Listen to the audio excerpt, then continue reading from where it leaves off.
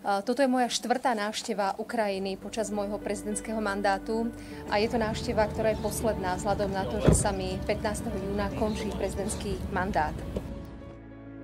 Do našich mandátov zasiahli rôzne krízy. Asi najväčšou z nich je práve ruská agresia na Ukrajine. Telefonovali sme spoločne hneď na druhý deň po začiatku tejto agresie a netušili sme, čo sa bude diať, ako dlho to bude trvať, ako to bude intenzívne. Ale v jednej veci si mal od začiatku úplne jasno.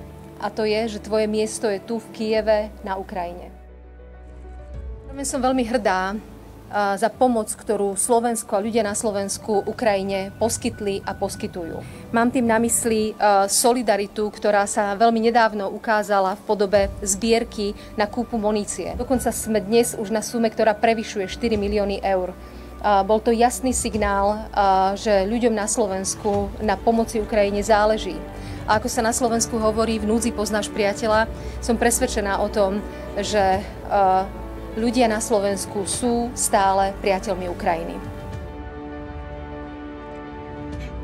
Všetkým ľuďom na Ukrajine želám skorý a predovšetkým spravodlivý mier, pretože iba taký prinesie skutočný pokoj.